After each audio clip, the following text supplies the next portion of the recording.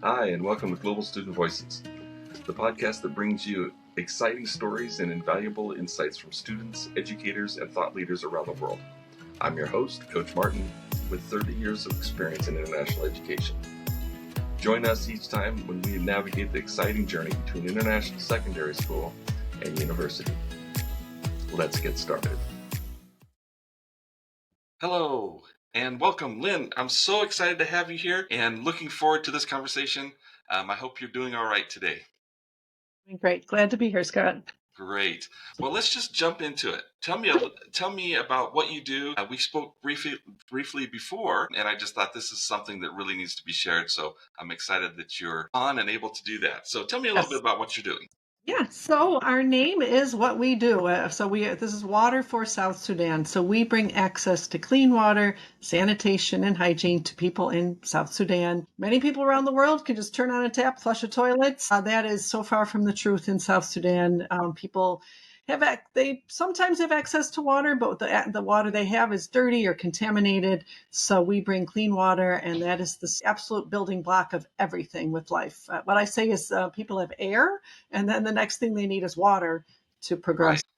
Right. Yeah, I think the situation in South Sudan, and I haven't been there personally, but what I've seen from stories that I've heard from you guys, as well as other news stories out of the region, is it reminds me a lot of what I experienced 35, 40 years ago in Tanzania and Kenya, where water access was extremely limited. Certainly there was water available in the cities, but once you got outside the cities, it became a commodity that was a lot of time and energy spent in the collection and distribution of water. And I think that if it was available, and certainly rain and other natural impediments also made it risky or difficult. And that's what it sounds like is happening in South Sudan. Is that correct? Yes, absolutely. Yeah. And the task falls to girls and women, and quite often girls.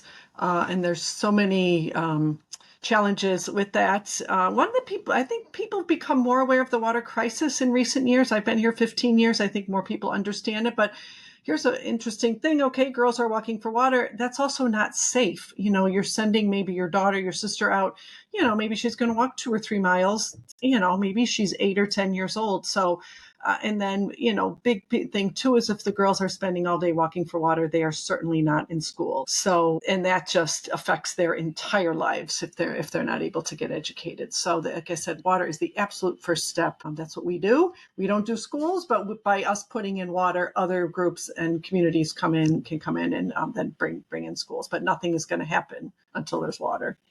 Yeah. No doubt that certainly somebody has to bring it. And in societies, we've seen across the world devaluation or failure to value women at the level that we certainly would love to see. And it's certainly a central tenet of what we do at Global Student Solutions is empowering women, empowering girls in it through education. And there's a direct tie here. One of the things that we talked about for safety and access to education for young women. Obviously, water is central and huge to that. But we also talked about how important it is for all of our youngsters in education to be thinking about and connecting with this struggle, that this is a way that we build empathy in education is through telling this kind of story, which it's easy for people to identify how important water is because it doesn't take much to draw that link. Tell us a little bit about how you guys do that as an organization and ways that, for our audience, it's a lot of school teachers and educators and families with kids in education, how they might tap into what you guys are doing. Sure. So Water for South Sudan is now 21 years old, and we were founded in 2003. We've been drilling water wells since 2005. We also repair wells. We do hygiene, sanitation. We've moved into water storage. Sanitation is toilets, which is a whole another level of access for water that we totally take for granted. So we are completely privately funded. We, like many individuals, faith-based groups like Rotary, some foundations, and about 30% of our fundraising has come from schools. Many of that students are often motivated to fundraise after they've read a book about our founder. The book is called A Long Walk to Water by Linda Sue Park, and it's an outstanding read that I just so highly recommend. So it speaks to young people because it's such a need and it's so easily understandable. There's so many great nonprofits in the world, but sometimes some of their missions are slightly more complicated, but it just people totally understand. We, Water for South Sudan Incorporated here in the U.S., we raise money here, and we have supporters in all 50 states and 77 other countries. Many of those are international schools, which is so beautiful. And then we send the money to our team in South Sudan. So we're local. So our founder, Salva Dut, was a refugee who came to Rochester, New York. That's why we're based here. But when he went back, since he's been going back, we have local people on the ground doing the work. So they know the language, they can navigate the challenges in South Sudan, the bureaucracy, they speak the same language. And they can navigate the heat, quite honestly. It is so hot in South Sudan. Sometimes people will call us up and they'll say, oh, could I go volunteer on the drilling team? And it's really beautiful. But we'll say, probably not. We're not sure you could handle it. It's everything about the work we do is more efficient because we have local people doing it and leading it too. It's not, there's very many well-meaning people in the world, but quite often it's the people who are closest to the problem who are best able to come up with the solution. And that's absolutely how we operate. Yeah, and that's absolutely true. And I think that resonates for those of us who are global students who've grown up around the world and recognize kind of that there are a variety of different philosophies going into service. And I think what you guys do, and I think because of the background of your founder, there's a clear correlation and it makes sense. It just makes more sense to us. And a lot of times we looked at organizations, and our parents often served in organizations that we critiqued pretty severely as we grew up. And so this organization does it the way we wish organizations did interacted around the world. And certainly gives the opportunity for international schools. It's no surprise that this would be a popular enterprise because it philosophically lines up with the way students think about community interaction. And because that's one of our central pillars as we work with students, this is a natural tie. We'll have a link to the book, of course, and to your website in our description. But kind of walk me through a little bit. Let's say I'm a school teacher at an international school or an international school leader. We incorporate this book. I think I've seen this book incorporated in kind of the junior high level in terms of our reading, which makes it a great resource. Who needs to read The Red Badge of Courage when you can read something like this that is absolutely engaging with somebody who's, it's a story that students can relate to, connect with, but then it also gives them ways to kind of connect on a social level through a social justice perspective. So tell us a little bit about how you've seen it used, and kind of I'm sure you have some great stories.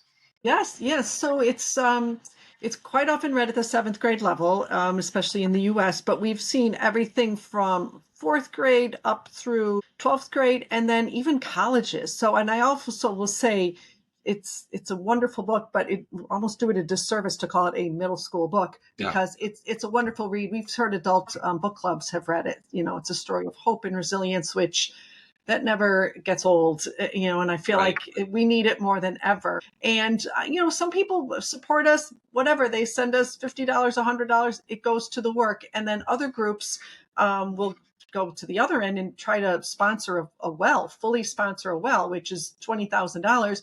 But we put names on the well, and then in between there, you can also do a fourth or a half of a well.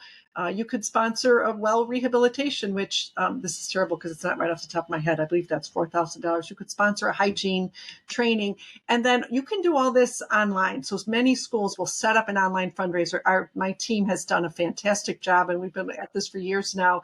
There's very simple ways a school could go on our website and set up a fundraiser, and then it can just be the school's fundraiser, or each classroom that wants to participate at that school could set up a fundraiser, and it can all be going up. And then our big annual fundraiser, which is now, I think, 11 years old, comes out of students and others reading the book and being so inspired and literally calling us up and emailing us and say, can Salva come to our school?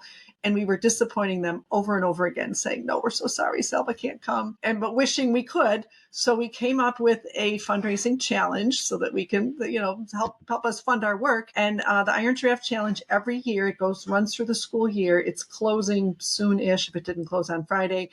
Every school that raises $1,000, $1,000 within the time period is put in a drawing, and the grand prize is a physical visit from Salva. There's also a video call from Salva. There's another prize is a video call with the author, Linda Sue Park, who's absolutely wonderful, and then a video call with our leaders, our country director and senior another director in South Sudan. So all of those ways are ways that students can support and schools can support. We've seen a beautiful sharing of the book too. Often students will read it and they're so inspired and motivated, and they'll give it to their parents and their grandparents, and then it just ripples on from there. It's been a while since I've heard sales records, but I know several years ago it had already sold 3 million copies. So it's all over the world. I'm a huge supporter of public libraries. It is absolutely in the US. I would say it's in every public library because Linda Sue Park is a Newbery Award winner. So her books always, they're just a little bit higher profile, and she certainly did not disappoint. And as I mentioned too, that's the main book, and so many people have read that. Linda Sue many people kept asking her for a sequel. So she didn't write a sequel, but she kind of wrote a companion book, which is a picture book for younger readers. A Long Walk to Water is beautiful, but it's tough. None of this is gratuitous, but some people die as they did in real life. So Linda Sue created a beautiful picture book for younger readers. And then on our website, we self-published a book that's for maybe 8 readers, like second, third, fourth grade, somewhere in there. But anyway, all those ways. And then we've also seen, we don't even put curriculum on our website because we are not educators, but we know educators talk to each other. There are so many creative things that schools have done. And again, even K-12, we've seen some K-12 schools, they'll do a whole school read, and everyone from kindergartners are doing something all the way up to 12th graders might be doing, biology or geology experiments, so there's so many ways that this cuts. The geography is fascinating. Where is East Africa? Where is South Sudan? Looking at the history, it can open up so many doors, but in such a compelling way. So I can't say enough about the book. Yeah, I'm kind of an amateur cartographer. I've always been into maps, and I think it would be valuable just for the reminder that there's a lot of school maps that South Sudan's not even on. That is a fascinating question. So I was here when South Sudan we were Water First Sudan for the first 2003 till Sudan became independent in 2011. And I was watching how fast people changed maps. And after a while, after several years, I would just contact somebody if I came across a map. I said, hey, your map's out of date. I know it's maybe a pain to update, but there's a new country. So South Sudan became independent in 2011. They're still the newest country in the world. We'll get bumped off of that at some point. But yeah, that's fascinating. And old globes. I love globes, but there's a lot of old globes out there. And you'll see the big Sudan. Yeah, for sure. And I think people there's certainly a lot of folks that's not a major interest to them. And so they don't realize how important it is that people be represented when that's kind of our way of saying who we are as people. And it's huge. I love the idea. I really hope that catches on. I love the idea of whole school reads, integrating across curriculum. Hey there, GSV listeners. Before we dive back into our conversation, I wanted to take a moment to thank our incredible guests, the students, school officials, and thought leaders who inspire us with their stories and insights. As you're listening today, be thinking of ways that you can support the guests of this show. There are links in the descriptions with just some of the ways. I'm Coach Martin, your host and your partner in navigating the university journey. Whether you're exploring university options, preparing for admissions, or seeking support during your academic path, my books provide practical guidance and insights to empower your university success. Join me in individual coaching, group sessions, or courses designed to equip you for university life and beyond. I am from Brazil, but I attended an American school in Indonesia for my secondary education. So my situation was really confusing and really scary. Coach Martin really understands global students, and he loves helping us out. Again, thank you for listening. Explore the podcast description for links and resources and contacts discussed in today's episode. Visit www.theglobalstudentsolutions.com to learn more and embark on your journey toward university success. Now let's return to our conversation. And I think one of the things that is just like bells in my head is we really struggled as a school. When I was a school principal, we really struggled with fundraising ideas and then how to carry them out. And I think the fact that you guys have done the legwork on that and allow schools just to tap into a system you guys already have that works, I think just makes this so much easier and so much richer, because we don't spend at the schools. We can spend the time celebrating the success, and we don't have to spend the time with the grunt work of trying to figure out how to do it, which Well, is and I'll tell you, schools continue to surprise us with fascinating ways. We have a lot of examples on our website, some crazy ones, including tape a teacher to the wall or tape a principal to the wall. So a teacher or principal will say, if you reach this goal, you can tape me to the wall. There's a picture on our website. It's all this packing tape, and then the people do water Wednesdays. Every Wednesday there's some water activity. Many schools will do a walk for water and kind of make it real. And sometimes the kids will carry jugs. So back to, not only are these often young girls carrying water, these water cans, when they're full, are like 50 or 60 pounds. And it's just incredible. So go, not just the walking, but go carry that and see it. And we've seen a few schools, if they're near some kind of water source, they will walk maybe to a nearby river and fill up a jerry can, and then walk back. And let me tell you two of my other favorite ones. Years ago, some student in Pennsylvania staged a snowball fight and charged admission. And he raised money, And then it was a homeschool family. I don't know where they were, but they were reading it, and the mom really wanted to impress upon the kids. So early in the morning, before the kids woke up, she and her husband turned off the water in their house. So when the kids woke up and they went to do whatever they first do, wash their hands or brush their teeth, they couldn't do it. And the mom said, okay, I put our water like down the block. She hid it like behind a neighbor's bushes or something. So the kids literally had to go and get the water. So it just really brought it home. But I do think back to why does this resonate with, everybody, but especially students. It just makes them stop and think how truly lucky we are. And mostly in the US, our water is clean. You turn on the tap and it's already been treated. You can trust our government. It does do some things like that. We like water systems. We have piped water, and we've got issues. We've got things we can always do better, but that's pretty amazing. It is. Yeah. I think we take almost everything we take for granted in this country. And water is certainly one of those. And when it's not clean or not available, we panic. Yeah. And rightly so, because it is so important. Yeah, I was thinking through those examples of ways to kind of bring it home. I love the walk idea, the walk to access water, and how close you'd have to go or how far you'd have to go.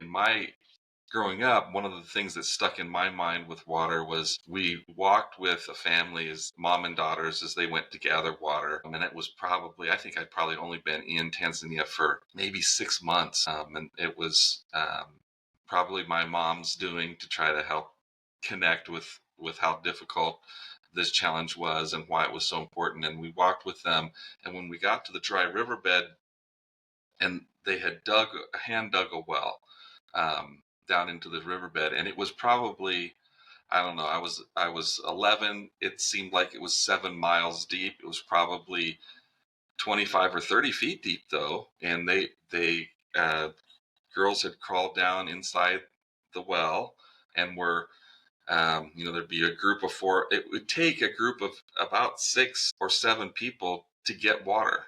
Like they'd have to go in a group, which is probably safer anyway. But it would take that much a group because they would pass the jugs down, and then the water would just seep in really slowly into the bottom of that well. And they would scoop it with this little scoop, and then they'd finally get one of their containers full enough, and they would pass that up to the top of the well, and then they'd pour that into another container, and they would literally, they spent all day.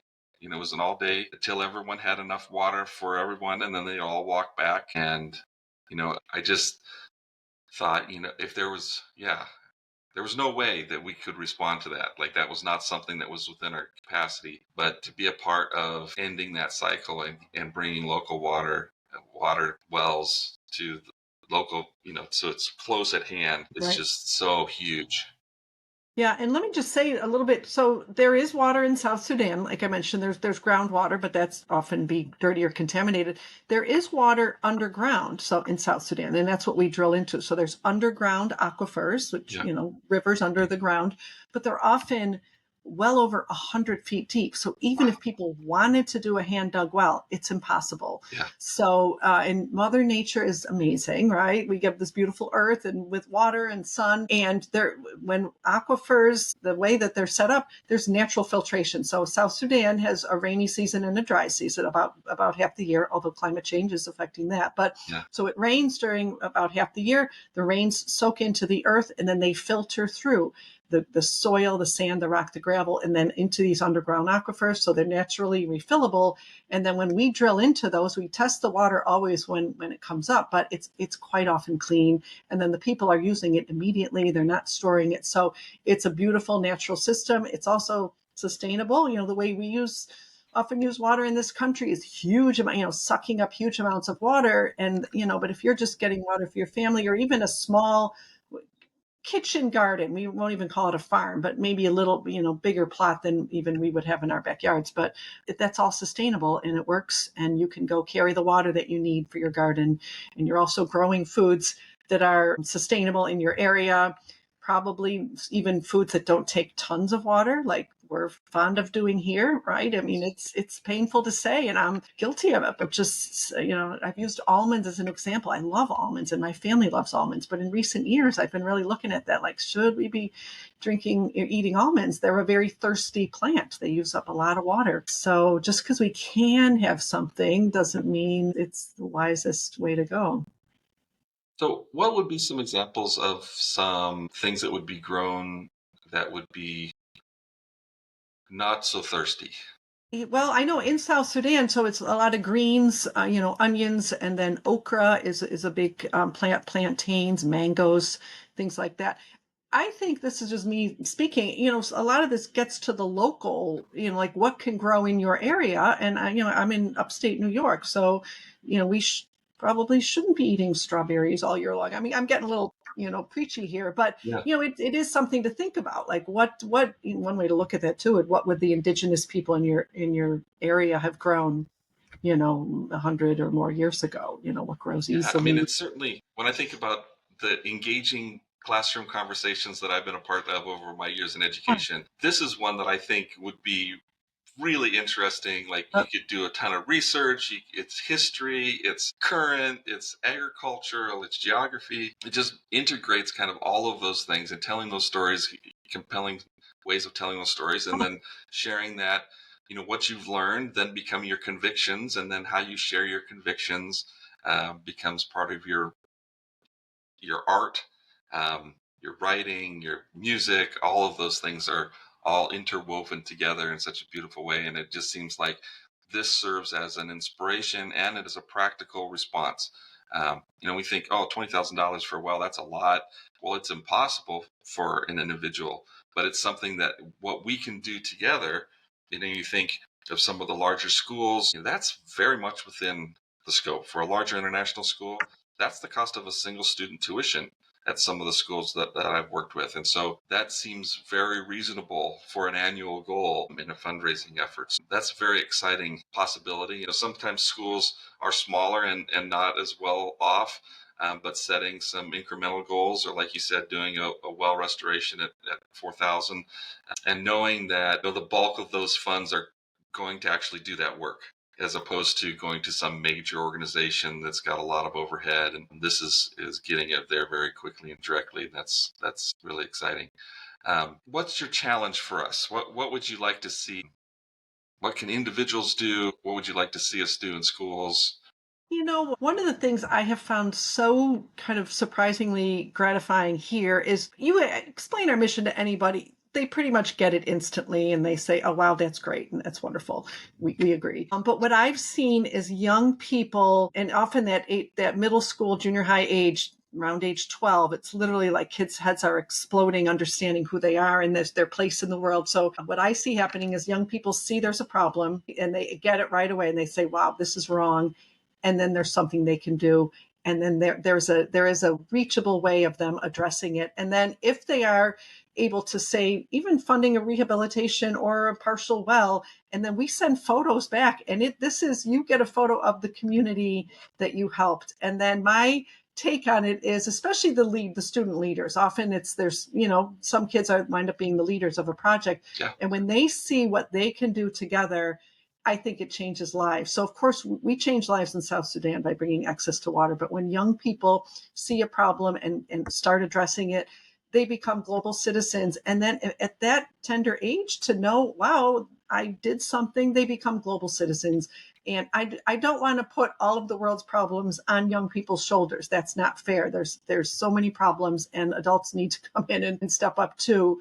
But they can maybe find a way where they can help and feel a part of things. And I think young people in some ways today know too much, and they know too much of the world's problems. I think they know way more than I knew when I was 12. So I don't want them to feel like that things are hopeless. There's nothing they can do. So when there's something they can tangibly do, I think that's very gratifying and addresses them where they are, and then as they get older, they can do more, but it's so doable. But it's so inspiring how passionate they are and how proud they are when they've been able to do this. Oh my gosh, it's just wonderful. Yeah, I'm 100% with you. I think we often overburden because we don't give opportunity. If you don't have an opportunity to do something about it, then it becomes a burden because there's nothing I can do. But in this case, there's a problem in the world that you can absolutely do something about, and in a very tangible way. And I think that's an opportunity, and giving our kids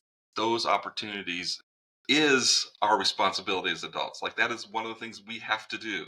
And in some cases, our parents didn't give us that. There was a gap. We learned about problems. Maybe our parents even sheltered us from the problems. And when we learned about them, there was nothing we could do. And so we missed that opportunity. And now there is something that can be done in a very tangible way. I hope everybody listening, one, reads the book if they haven't. That's kind of the first place to start.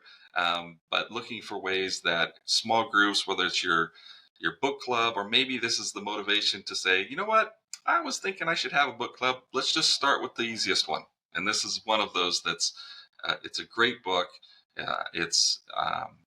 It generates plenty of discussion. And so whether you're an English teacher and want to be able to have discussion in your class and turn it into tangible action, or you're a small group at church, or you're in your community, or you're wanting to gather your neighbors, which is another thing we really need to be doing a lot of, this is a great way to gather and focus on something that's bigger and more profound than trivial problems that we're facing maybe in our neighborhood, which in comparison seem pretty silly.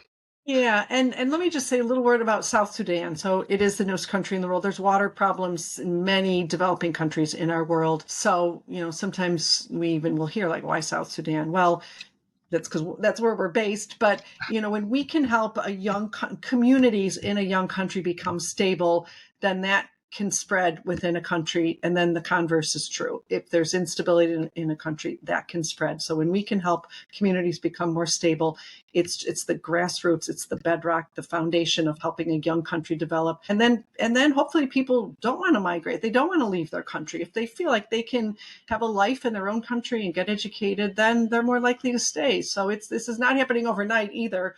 But, these are the building blocks, and it does affect us, even if we're thousands of miles away, we're one world. We do need to care for each other. I also think to those to whom much is given, much is expected. It doesn't mean you have to give away everything you own, but can you make a difference? And then when we come together, we can make a bigger difference.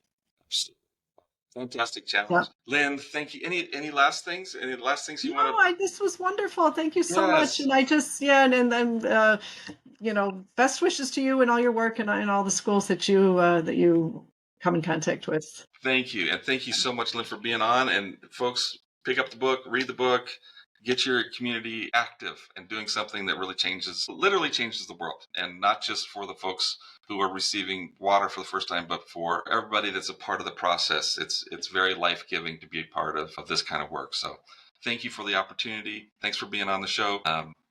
Good luck moving forward. Great to be with you, Scott. Thanks for tuning into Global Student Voices. We're committed to bringing you the best advice and to share stories for global students and educators. We need your help. Make sure you subscribe, share, rate, and review our podcast. Follow us on social media for more updates, and we'll see you next time. Until then, stay curious and keep exploring.